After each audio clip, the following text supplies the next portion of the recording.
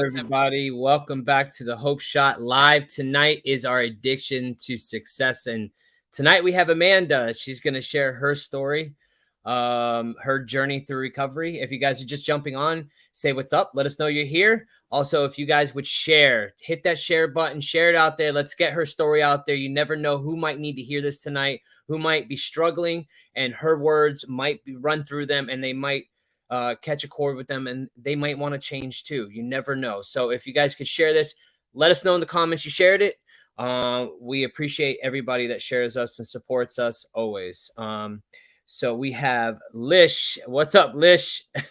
I think I do this every single time, Allie, and I apologize. What's up, Allie? I don't know if you're taking a hiatus from Facebook, but what's up? We got Jamie. What's up, Jamie? We got Joseph. Hey, Hope Shot fam. We got Mona. How you doing, Mona? We got Buddy. Let's see. We got. Okay, he has a couch for sale. $2,500, our best offer. You know what I mean? Anybody that need to couch surf, let them know. Oh, there's my boy Phil Tyler. What's up, my dude? We got Emily. Thank you so much, Emily, for sharing this live. And we got Ali says, you do. Yes, I do. I don't have it all together, I promise. It says, yes, mental break from Facebook. Oh, man. Isn't that so much needed, though, these days? Like, just taking a hiatus from Facebook and just getting back to yourself. Because, listen, my addiction can come out right on Facebook. It come out on social media. I could be on that thing like it's going out of style, and I will burn myself out and not be working on myself. And good for you, Allie, man. That's super awesome. So to Amanda. So Amanda, she has been with us, been a follower of Against the Odds. You know, Phil Tyler, Against the Odds. And if you guys don't know, make sure you go follow him. He is an outstanding dude. He's just bringing a good word of recovery and of hope. You know, he's spreading hope just like us. So I met her online. She did exactly what we do. And I'm going to put a form into the comments if you guys have a story to tell and you guys want to share it.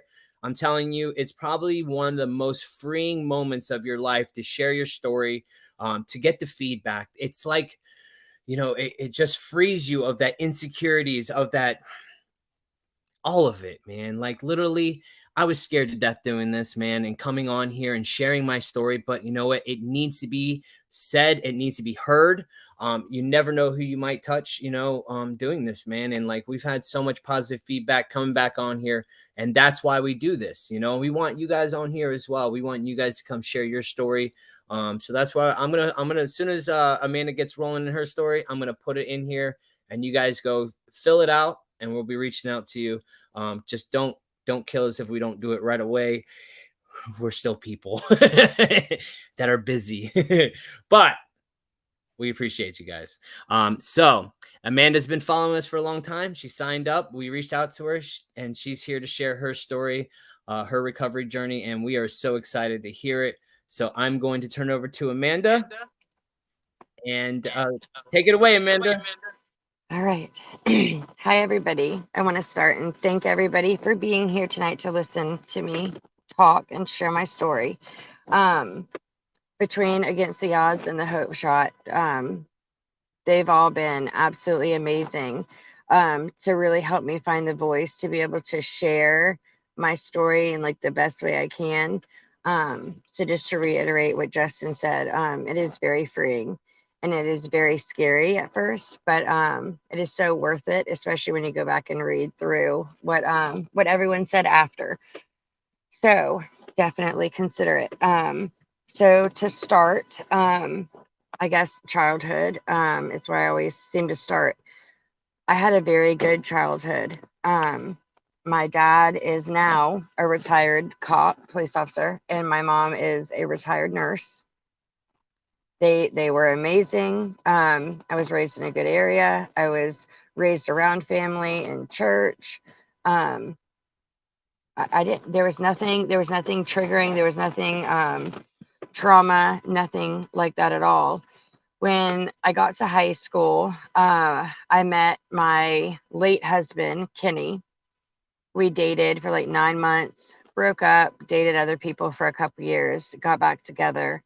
We got pregnant at 19, had our first daughter at 20, Kinsley. So she's about to turn 12 next week. Oh my gosh, 12. Um, and so after I had a C-section with her. My C-section was very traumaful. I almost died. When they gave me the epidural, instead of it going down, like hip waist down, they scooted me up because I couldn't move my legs, and it went up, so it numbed the top half. So I coded and was like, they were calling all the codes, like the baby was in distress, I was in distress. So I got ripped into the ER, C-section with no epidural because it was reversed. So it was she didn't breathe for 8 minutes after she was born. She was purple and like an astronaut dome thing for like days. So it was really, really, really trauma. Just all of it was traumaful. So after obviously the C-section, they prescribed pain medicine, opiates, and I had never had any issue at that point. I was 20 years old. I didn't even smoke weed until I was like 18, like seriously 18. Um, and I didn't have a problem when I first came home. I was taking the I think it was Oxy, like I was supposed to. But after a while of taking it for like weeks because of the C-section, I realized I didn't need it anymore, so I quit taking it.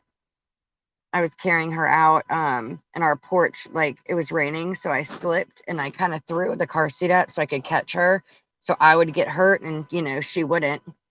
And the way that I landed like tore like some of my incision back open because of how I landed, so I had to like get it re-sewn, which was like excruciating. So for the like 4 days in between stopping taking it because I didn't need it, and then the re-injury of the C-section scar, whatever, incision, I felt crappy. I just didn't feel good. I felt off. I didn't have energy. Blah, like just didn't feel good. And I thought it was like postpartum, it was my first baby. I was young. But when the the incision thing happened and I got prescribed more pain medicine, of course, I didn't feel crappy anymore. And that was probably like the start of the very, very tip of the spiral. So for 3 years, I just kind of like floated. My husband, Kenny, was in addiction. I never say who, but a very close in-law was providing us with more opiates than we needed because they benefited from us being hooked, which is terrible, but that's what it was. So for years, we just kind of floated. We would pay for their prescription, we'd get half, and our addiction grew. His Kenny's was worse than mine because for the 9 months I was pregnant, he was already starting. So he kind of always had about a year deeper into addiction than I did. But so 2013, we had our second daughter, Braylee, who's 8. And I would say that's when like I really started mentally being like, oh no. I didn't even really know what addiction. I mean, I knew what addiction was, but I never thought that like, you always have that, it can't be me. It's not going to be me. It's going to be everybody else, but not me. And that's where I was. That was my mindset. It can't be me. So I realized I was so excited to hold her, to see her, to have her. But I realized that the second thing that I was the most excited about was the Demerol shot that I was going to get. And when I realized I was excited about a Demerol shot, I was kind of like, this can't be good. This isn't good at all. This is really bad. And like Demerol. So I had her. The addiction got worse.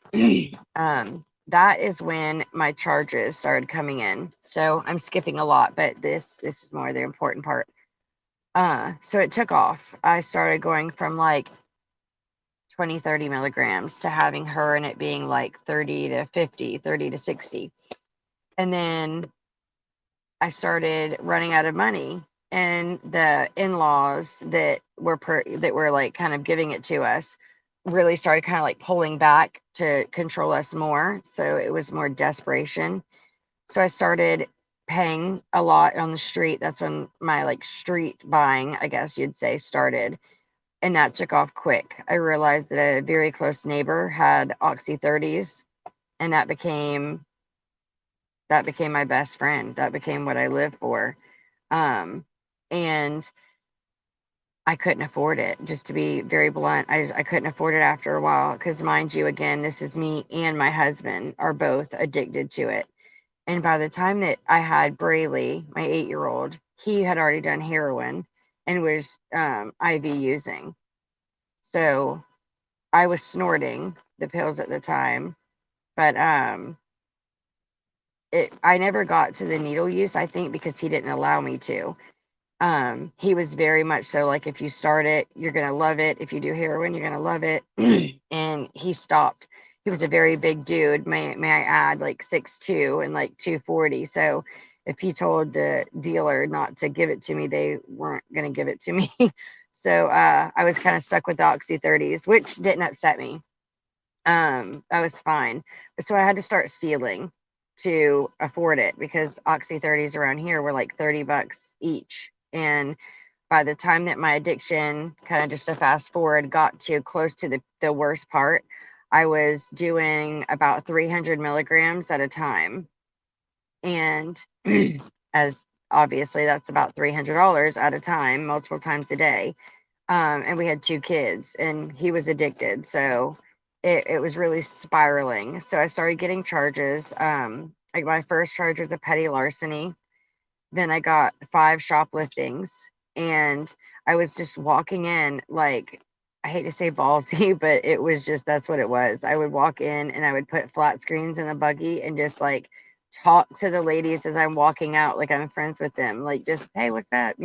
Walking out with flat screens, Barbie dream houses, trampolines, like, then my dealer that lives up in the country area, his dealer who had a bunch was building a house and said, hey, we need all this stuff from the house. It's an easy trade. You don't have to go steal little stuff. And so I started going to Home Depot and Lowe's and stealing like Bermuda grassy, just filling up the buggy. Like it weighed like 400 pounds. And I'm over here trying to push it through a store, walking just right past the registers, right out. Like I gave no F's. And then electrical wire, like $200 big electrical wire bundles. Those two. So that is for sure the worst part of my addiction, because I was stealing like $2,000 worth of stuff at a time, and I was getting like 30 Oxy 30s at a time and multiple times a day. So I was so high that my husband and I were fighting because he was on other drugs. I didn't want to share. If I'm doing one drug and you're doing 3, why do I have to share with you? Um, Stupid, but it's the mindset. So honestly, we were close to a divorce. I've always loved him, but I hated him. I hated who he was. I hated who I was. I remember driving to go steal stuff and being like, crying, just bawling my eyes out. Like, I don't want to do it. I don't want to do this. I was not raised like this. My dad is a cop at the time, and I'm getting charges, making his name just ruined. And I might be just getting misdemeanors, but my sister has struggled with addiction and she's getting felonies. So it was just a really bad time for my family. And I could see my mom worried about if I was going to be alive or dead. Am I going to DSS investigated me 6 times. Each time it was a year. And they gave me hell, of course. And I'm smart, I was an addict, so I knew how to run game, but it was like I felt like the worst mother ever that I'm sitting here proud that I know how to run game on somebody, to keep my kids. So Mount Pleasant is where we live, and they hit me with shopliftings 5, and then they said they were going to hit me with 5 enhancements. And so what they told me was, here, every enhancement is an automatic 90 days. And I was like, that's going to be one hell of a withdrawal. And that's all I could think. Unfortunately, but it's what it is. I wasn't like, oh no, my kids, oh no, my husband, oh no, my parents. I don't want to withdraw, you know. I'm used to like turning myself in and being lit when I go to sit in booking and, you know, showing out in the room with everybody knowing I'm getting back out. I don't want to go serve 90 days each charge and there's 5. So I started like mentally and emotionally kind of spiraling in a different way where I was like, I'd go to like get makeup on and just like have to like shut it and be like, I just can't even, like, I can't look at myself. Like, I have never hated someone, and I truly mean this. I have never hated someone as much as I hated myself. I didn't deserve my kids. I didn't even deserve my husband, who was in active addiction with me. I didn't feel that I deserved anything. We don't. I mean, who, you know, anybody has been in addiction, you know, you don't feel like you deserve a thing, especially at the worst, you know, brink. But I just hated myself. And I got so sick of crying when I went to go steal stuff, hating myself, fighting DSS, fighting my husband, lying to my parents, embarrassing my family, embarrassing my parents, and just being that person. So I finally broke down and started, I guess, like looking into treatment. Methadone, like MAT treatment, had a really bad name. Well, it does a lot. There's a stigma around that as well as everything, but it was really bad. The picture I was painted was like a don't waste your time. You're going to be worse off. So I stayed in addiction far longer because of that. DSS got involved January of 2018, and I just like kind of hit like I guess my bottom where I just didn't want to live. I was so embarrassed. Everybody, you know, I'm from a somewhat small town and I've lived here my whole life. So like everybody knows me in general, but people would be like, "Oh yeah, I was at her house and her now my now 8-year-old daughter's room, Braylee's room is filled. It looks like Walmart. It's like you walk in, there's just like shelves and like, and that's not true. Like it wasn't like that, y'all, but they said it was. So like everybody's like, this, you know, bitch is like a mini Walmart, you know. And it was embarrassing. It wasn't cute anymore, you know, it wasn't funny. Um, People bragging about me going to steal everything that their granddaughter needed and they traded me for pills. That it wasn't cute anymore. That wasn't like, oh yeah, I got this. It wasn't like that anymore. It was like, please stop saying that, you know, oh my gosh, like please stop. So I took a dive basically and just said, you know what? None of the inpatient beds were open, which sucked. I called so many places over and over, and you know, you get the door in your face, door in your face, door in your face. And after a while, when you're in such a bad place, you just give up. Like, F it, you know? I mean, it's not meant to be. It's not meant to be. You're always looking for that stupid excuse, naturally. So, just to speed things up, I found the methadone clinic and I took the dive to start methadone. February 1st of 2018, I started the clinic, and it was not at all what everybody told me. I mean, there were addicts there, that's what it is, but it wasn't people chain smoking and shooting dope outside the doors and, you know, stealing your stuff out the car and you gotta, you know, carry something on you so you don't get shanked in the parking lot, like all this craziness. I was like, no, sir, that's not it. At least mine wasn't. And so I started like kind of building, I don't want to say friendships because at first I was very like reserved, like I don't want to, I'm not here to make friends, you know. These aren't, nope, I'm good. I don't need friends. But I have met, I'm not going to say I've met the most amazing people in this journey through my MAT treatment. And through a lot of my recovery, you know, it's been like, Matt's not recovery, Matt's not sober, Matt doesn't count. Yes, it does. Yes, it freaking does. And to me, it does. And I have no disrespect for anybody who doesn't agree. Um, I love every single one of you guys. But for me, 12 step did not work. It just didn't. I tried it multiple times and it honestly made it worse. And I know people it's done wonders for, so I don't want to be taken the wrong way. I 100% support 12 step, abstinence, everything, AA, NA, everything, 100%. All recovery is where I'm at. But Matt is what worked for me. And I just like, I killed it. I mean, it wasn't, I don't want to say it wasn't hard to stay clean, because like it is, it's a obviously huge process to like stay sober, and especially in the beginning. Um, but I had a counselor, and she knew what to work through with me. And I started feeling like I wasn't such a bad person, and I had hope. And people would say, and I've made posts about it, like, you're so much better than this. You can do so much. You're so smart. You're stronger than you think. You can do big things. Your story is going to change lives. Your story is this. Your story. No, no, no, no. You're confused. I love you too, but no, ma'am, that's not true. And you know it. I just, I had no hope in myself. And so 3 months in, 3 months sober, my my husband died. Um, my husband died, and I always get lost at this part. Um, I spiraled, but I spiraled in a different way. He was like, so I knew he was proud. I knew he was proud of me. He was not sober. Unfortunately, he had not got to that point. He was very supportive of me being sober, but he was not ready. And we, like I said, we had neighbors that were giving him something. I wasn't living there. I was living with my parents because of DSS, and we didn't want the kids to be away from both of us. So he was killed 3 months in. This is the anniversary around this time of year. My kids might be watching, so I don't want to say too much.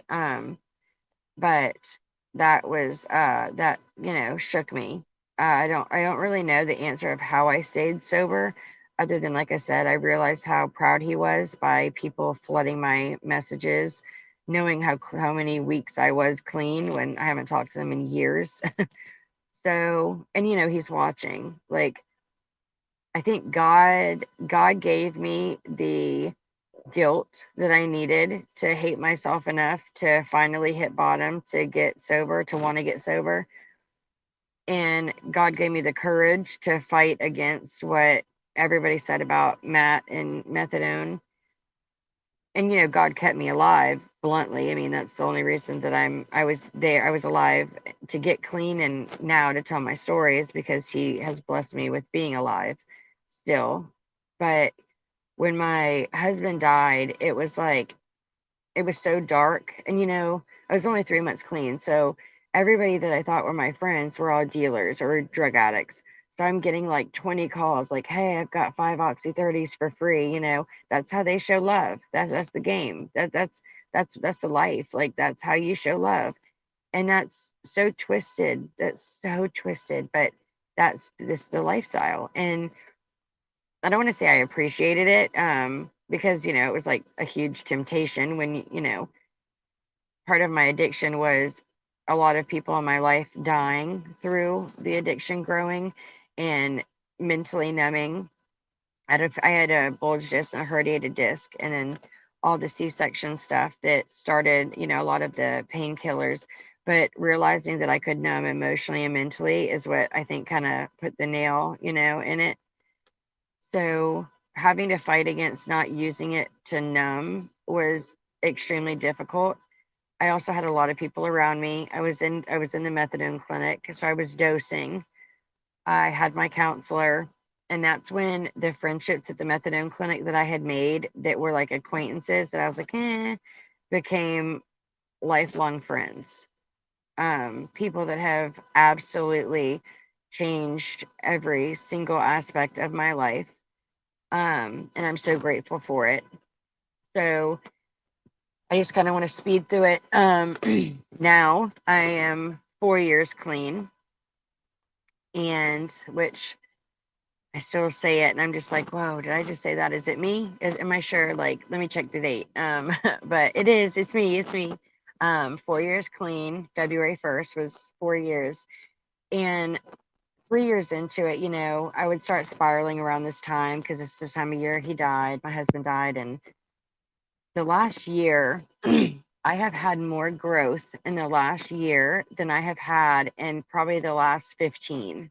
I mean, 4 years, 3 years into it, I would start spiraling around this time, because it's the time of year he died. My husband died, and the last year, I have had more growth in the last year than I have had in probably the last 15. I mean, 4 years, 3 years into it, I would start spiraling around this time, because it's the time of year he died. My husband died, and the last year, when I say crazy insanity growth, I mean like just freaking that. I mean, I really, I never lost my faith, but it obviously put a little bit of a damper on it when my husband died. You know, I pleaded and begged and screamed, you know, out loud for him to take me to or not take him, and he took him anyway and didn't take me. So I had some resentment, which sounds like really like dark and depressing, but it's just what it is. It's my husband of 15 years. Um, so about, I guess, about 8 months ago, so I work for a recovery organization now called Wake Up Carolina. So we do a lot of harm reduction. So I actually, at the 27th of this month, will be finished training for HIV program assistant. So I can do HIV, hopefully some Hep C testing. By the way, tomorrow is hepatitis testing day. Just to say, everybody go get tested. It could save somebody's life, mainly yours. And this is also hepatitis, you know, it's the month. So awareness month. So just want to say that out loud. Um, I do a lot of Narcan, you know, Narcan training, peer support. I got my CPSS a few months ago through the organization, you know, paying for it, which was huge and I appreciated. I run all recovery meetings every Friday called Compass. So it's adult. Um, and the organization, Wake Up Carolina, has really, it, when I started working and like I started volunteering and it just grew quickly. They, you know, I needed them and I think they knew it. And then I guess I'll say maybe they needed me too, hopefully. So Nancy, my executive director, is the most amazing woman I think I've ever known. And her son died of an overdose and she saw a need in the community pretty much, for moms who had lost children, to active addiction, you know, to overdoses, and for moms just struggling with children in active addiction. So she started a mother's gathering that quickly turned into the dads wanting to come. So we started a dads group. So we have a mother's and a father's group. We also have a siblings group that's virtual once a month, which turned into Creighton's house, which a really amazing girl, her name's Taylor. She runs the young adult program. She's amazing. All everybody that works there is amazing. And so Creighton's house is young adult. So, you know, you're talking like 14-year-olds. I mean, you know, and up to like 18, 21. And they've done amazing. I mean, they'll have 20, 25, like I say kids, but young adults, you know, in that room every week. It's amazing. And that grew into Compass. So the all recovery adult group that I facilitate every Friday. So through that, I found purpose. I didn't know what I wanted to do. I actually changed my, I was going for for a nursing degree and I changed my degree to an associate's degree for human services.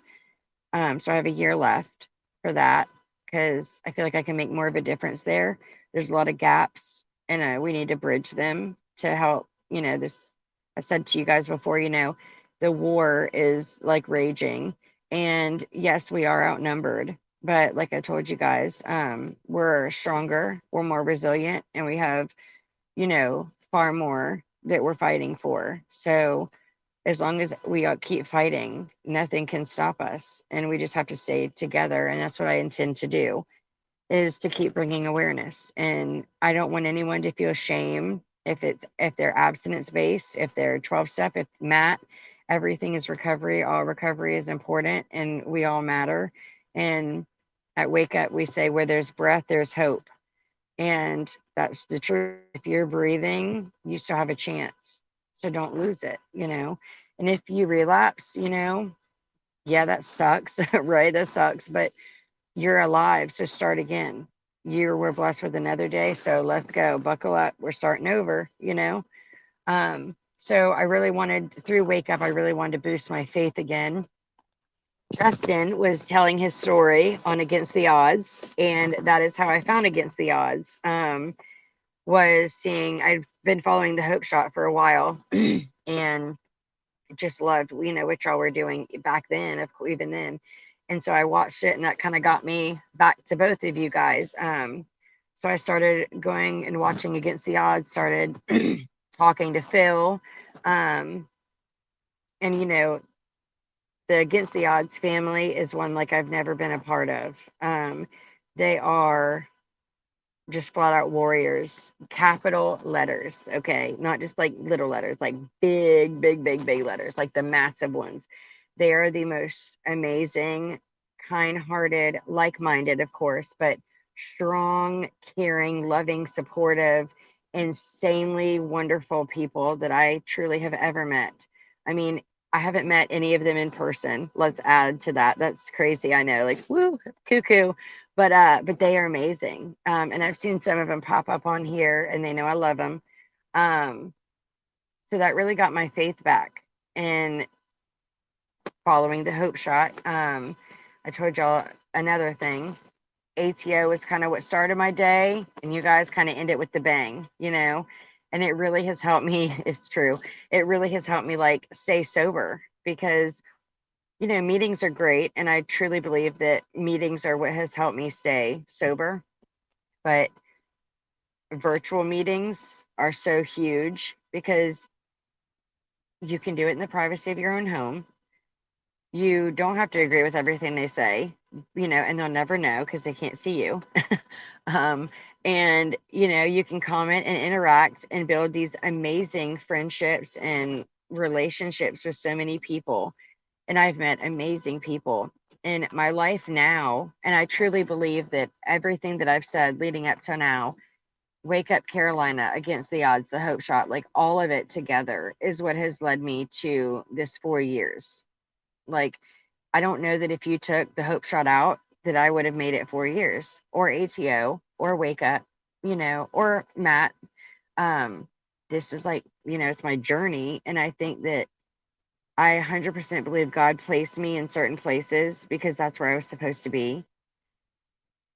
In the life that I know it sounds cliche, but the life I live today is one like I never ever thought I could have. It's almost like an alternate universe, you know, like I, for one, I didn't believe I remotely ever closely deserved it. I was doing stupid, you know, stuff. I wasn't a good person. I was a terrible person most of it and embarrassed. But now people might think I'm crazy because I, you know, climbed out of hell and now I jump back in to try to teach other people how to climb out that are still suffering. But I love it. And that's my passion, purpose, and what I want to do. And I'm going to continue doing it. And I will not be silenced or shut up because I say it all the time too. I recover loudly because silence kills. I won't allow somebody to sit here and not hear big big mouth. I caught it. I caught it, y'all. You see that? I know. I will not be quiet because people are living in shame. You know, they're living in shame. Matt's not recovery, or that's not the way to do it, or antidepressants, you know, make it not count, or you don't go to meetings, you don't go to enough meetings, or, you know, you're not in this enough, you're not in that enough, you don't go here, you don't go there, you don't participate. There's no reason to be in shame because if you have 1 second of sobriety, it's more than a lot of people have ever made. And so many people have died to this, and we're lucky to be here. So anytime I can take the stigma, the shame off of it, I'm gonna scream it. Okay, I'll shut up now.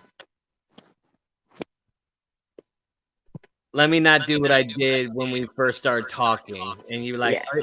I can't hear you. Is it me? Or is it you? It's you, you know, it's like I messed up with Allie, you know, when we first started this thing. Oh man, you know what, Amanda? It's so cool to hear another perspective, you know. 'Cause listen, I ain't gonna lie, I was one of those guys, you know what I mean? And through this journey, it changed my perspective because you know what? Who the F am I? You know what I mean? Who the F am I? Like, if I'm so worried about what you're doing, what the hell is Justin doing? You know what I mean? If it's working for people, good. You know what? Everybody's journey is different. Mine don't look like yours. Tiffany's don't look like mine, you know? And if you're out here succeeding in life, good for you. You know what I mean? So, and I know, there's a lot of other places, a lot of other people too that are doing Matt, or a lot of other people that do Matt, and they're succeeding at life, you know? So if it's abstinence, 12 steps, if it's Matt, if it's Jesus, if it's whatever it is, if you're not out there robbing, stealing, cheating, disappointing your fucking kids, good for you. You know what I mean? Um, and I think it's so brave of you to actually share your story of it, because it is a shaming thing, you know. And a lot of people want to shame people for that process that they go through. But like I said, man, it's like if you're not out there disappointing your kids and you're thriving in life and you're helping another human being thrive at life too, it's working. You know, it might not be for everybody, but it's working for you. And I freaking congratulations. You know what I mean? Like, Thank it's you. super cool. I want to get with you on that. I want to pick your brain about that old pathway deal, you know? Cool. Um, Let's go. yeah, because I'm telling you, man, I think we need more of it, you know? I think we need to learn from each other. I mean, listen, I learn from you just as much as you learn from all of us. You know what I mean? Like, I learn from everybody. And if I'm close minded, I'm fucked. Literally. Yeah. Tiffany, you want to say something? Yeah, there's a few things that I picked up on your story that I love, honestly, personally, because it reminds me a lot of myself as far as like growing up in the church and with a loving family. And I mean, the whole my parents couldn't have done any better type thing, you know? And so then to live the experience of it does not discriminate and it happens. I have much the same type of story. I got hurt, I got given the medicine. I had never had any problems with pain medication in my life, you know, and it hit, you know. And so like I really thought it was cool listening throughout the story. Like I'm proud of you for turning it around so that like cuz I feel like I can tell that you care about how your family gets to see you today. And like it's just such a beautiful blessing to be able to turn it around and make them proud these days. You know, make yourself proud, make your children proud, but make our parents proud. Like I know I love that part that I got to turn it around and I can make my family proud and not tarnish the name that my generations have worked very hard to make good, you know, and here I am over here, you know. I thought that was really cool. And then the whole all pathways. I just went and did a training and I got to go finish it. But the coolest thing that you kept saying that is so freaking real. And it just, we all have to, like you said, keep it out loud and not let anybody shut us up when it comes to all recovery is perfectly acceptable. And when you say you are in recovery, you're in recovery, whether it's Matt, whether it's Jesus, whether it's 12-step program, whether it's the science programs, whether it's the smart programs. Like I was blown away with how many pathways there are. Like there are a ton. So like you just brought the 12-step didn't work for you. That's okay. Matt did, man. And you're here today to talk about it and help other people and bring them onto this side of beautiful life, you know? And like, I just love that you speak on it because that's so important for, I feel like, to break the stigma also, because there's like a thing of 12 steps. And like, I personally wasn't so, I have my own experience with it. Right. And so like learning all the different pathways, I was like, this is endless possibilities for anyone. Like that might not work, that might not work, and that might not work, but let's try this then. Like there's so many options. Yeah, I loved your story. And I want to also say, my heart goes out to you and your children and your family for your husband. I'm so sorry for your loss, and I am incredibly proud of you for pushing through that sober and clean and in recovery and not going back out, because we're just not going to talk about it, but I don't want to think about that because I am incredibly proud of you. And I think you are a force to be reckoned with for sure. I can't even imagine the story that you just shared. But my mind was like, I'm imagining and picturing and like living through your, I'm like, oh my gosh, like, yeah, girl. So thank you for coming on here. I thoroughly enjoyed listening and talking with you. And like Justin said, I do look forward to hopefully getting to chat with you about more collaboration and the All Pathways thing. And like you said, it's so freaking cool because like we met Phil Tyler with Against the Odds and like collaborating with all these different people across the states and like coming together and reaching more. And like, it's just so beautiful. The things, the joys, the love that we get to live in today and give out so freely as it was given to us. It's really cool. So thank you. Thank you guys. Y'all are sweeter than I expected you to be. You're gonna make me cry. It was y'all are amazing. And any chance that I ever have to collaborate, to continue, whether it's on lives and messages on the phone, I am 100% in, because as much as you say I'm a force, girl, y'all, but especially you, Tiffany, when I heard your story, well, you saw my comments. You saw my crazy ass comments, but I was like, this girl's on fucking fire. Like, God, y'all better move. Y'all better move. Like, she's gonna run your ass over. Like, let's go. I mean, like, seriously. I mean, talk about like-minded. It's more than like-minded. Like, I'm not gonna say the word, but you're a bad-ish girl. And I mean, seriously, I mean, all of them, all the ladies on here, I've said before, like, all of y'all are just insanely inspiring. Like, I can't even believe I'm up here next to you guys on the screen. Like, it's like, and I think surreal. that's like the beauty of, like you said, these lives and stuff, is being able to like hear so much of the fact that I'm just like you and you're just like me and we're both bad, amazing people.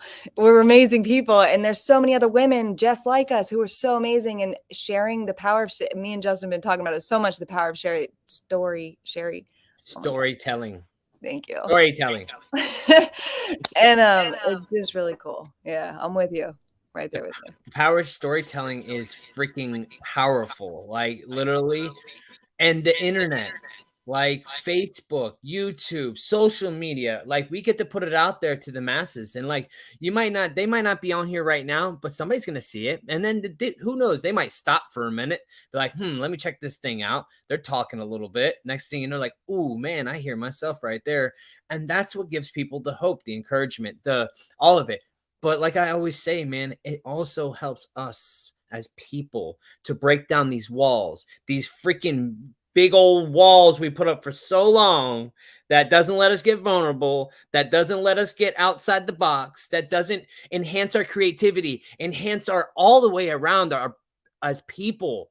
We are supposed to be connected. Like, our connection with people needs to happen for us to thrive. It just needs to happen. Relationships, all of it. Doesn't matter here, near, far, on the internet, not on the internet, never met in person. Like, I love meeting people on the internet. I love that we like Phil Tyler. Like, I love that we're like connected and we talk, and like I do these little videos for him, and he's like, cool, man, this is awesome. And like, and now we got somebody from South Carolina that we met on the internet. And then we're going to have a bunch of other people that are like all over the country and all over the world. Like, I have a dude from North Ireland I'm trying to get on here, and that's cool. Like, a dude from North Ireland is going to come on here and share his story. Like, we are all the same. We're the same, literally. And that's how we stay connected. It's just, it's so cool, man. And I'm so grateful I get to, and I hated my freaking old sponsor for that stuff. I get to. Literally, I do. Yeah, he's right. I hate people being right about it. I'm going to read some of these comments. So we have, let's see. I wanted to first and foremost, I seen somebody up here that said they had 53 days, and we got to shout those people out real quick. Hold up. Casey. It's up here. There's so many. I know it's up here. Wait, there's the couch thing. Casey Howard. Nah, I'm going down. Where is it? Babe, do you see it?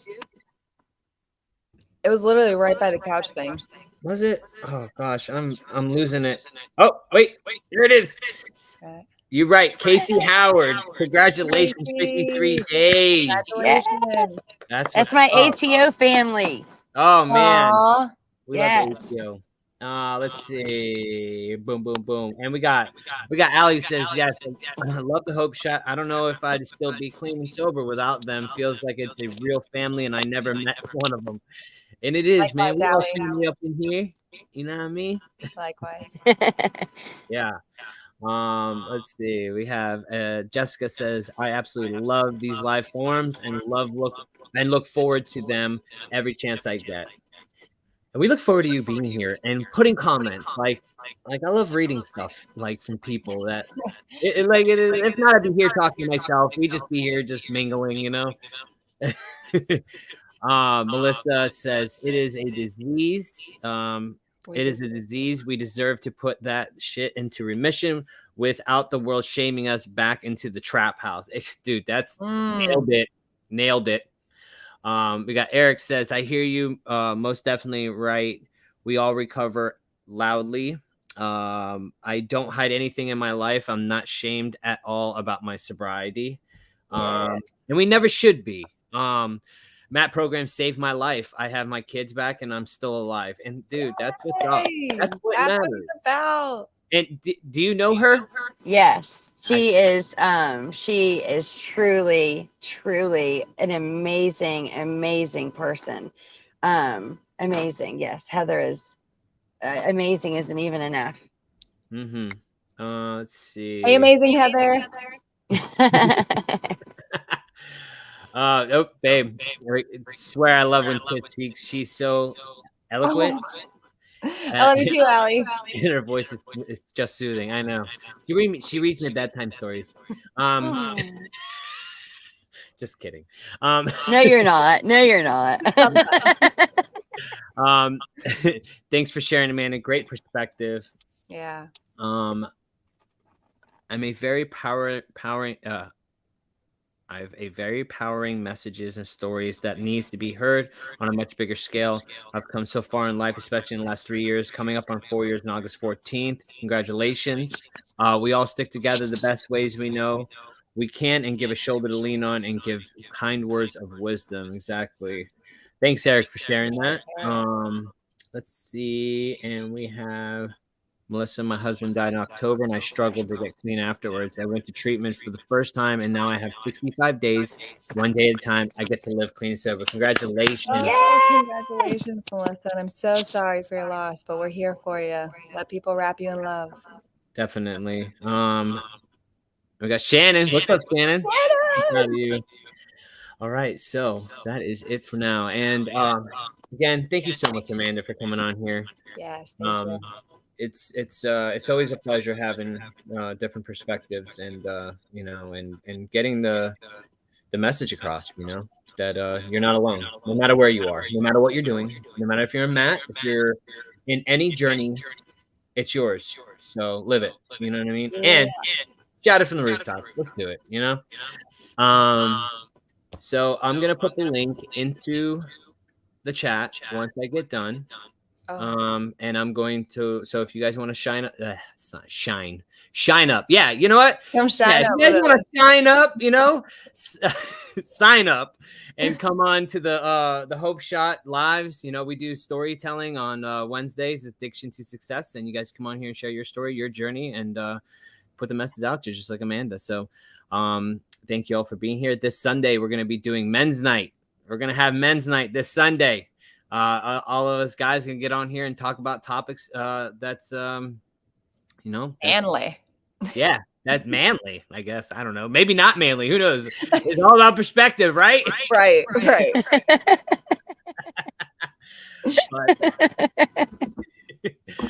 Thank you all for being here. I love you guys. Love you guys. Lots of love, Amanda. 8 p.m. Thank you, guys. Hey, thank you, Amanda. Love you. Bye. Love you.